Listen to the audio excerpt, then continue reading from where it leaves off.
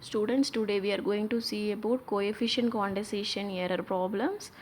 The given problem is, consider a second order IIR filter with h of z equal to 1 by 1 minus 0.5 z inverse into 1 minus 0.45 z inverse. Find the effects on quantization on pole location of a given function in direct form and cascade form. P equal to 3 bits to truncation excluding sign bit. Okay. Coefficient quantization is nothing but you have to quantize each coefficient either by truncation or by rounding. Here the given problem is this given as truncate b equal to 3 bits in direct and cascade form to the pole location. Here the pole locations are is it equal to point z equal to 0.5 and z equal to 0.45. So you have to convert this coefficient in direct and cascade form into 3 bits. Okay. First solution for direct form.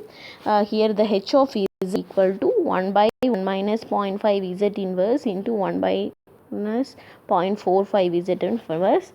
In direct form, you have to cross multiply both these poles. You will get h of z equal to 1 by 1 minus 0.95 z inverse plus 0.225 z power minus 2.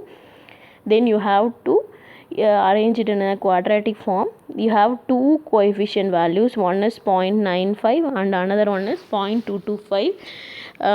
These two coefficient you have to truncate to 3 bits. So we have to convert it into a binary. For converting this decimal values into binary, you have to multiply 0.95 into 2, that is 0.95 into 2 1.9, then 0.9 into 2 1.8. You have to continue up to 6 or 5 steps, up to you will get 0, or up to 6 or 4 to 5 steps. Here 0.9510 equal to 0.412. This is a binary equivalent of 0.95. Here they gave it as b equal to 3 bits. You have to truncate means you have to leave after 3 bit, you have to leave any value you are having, you have to leave all the values. So here 4 bits you are having, so you have to only keep 3 bits. So 0.11112 you will get. You have to convert this binary into decimal for substituting in the above transfer function. So here 0.87510. For 0.2250 you have to do the same procedure. You have to multiply with 2 up to 4 or 5 steps. Then you will hit 0.225 0.00111. You have to same continue this. You have to truncate only. You have to have these 3 bits. After 3 bits you have to truncate all the bits. So here first 3 bits is 0.001. Now all the ones are truncated. Then you have to convert it into decimal. For converting into decimal you will get 0.12510. Then this 2.95 you got 0.875, and 0.225 you will get 0.125. Both you have to substitute in the above h of z. Instead of 0.95 and 225 you will get h of z equal to 1 by 1 minus 0.875 z inverse plus 1 by plus 0.125 z inverse.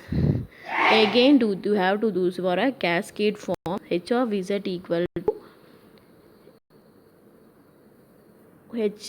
cascade form. H of z equal to h1 of z into h2 of z. Here h1 is 1 by 1 minus 0.5 z inverse dot 1 by 1 minus 0.45 z. The same two coefficient you have to find individual decimal to binary conversion. Here 0.5 it is 0.100. After converting into 3, after converting to truncating 3 bits, you will get only 0.5, the same value, there is no change. For 0.45 multiplying with 2 you will get 0.0 11110. After truncating into 3 bit, you will get 0.011. This is 0.375. After truncation the 3 bits, you will get 0.375. So for 0.5 and 4.5, you have to replace these two values. Hence the h of z equal to 1 by 1 minus 0.5 z inverse into 1 by minus 0.375 z inverse. This is in the cascaded form. Cascaded form, you have to find the coefficient individual decimal to binary conversion, then you have to substitute in the same h of z. In direct form, you have to cross multiply both, then you have to find the coefficient values, then you have to substitute. Okay, that is the coefficient quantization error method.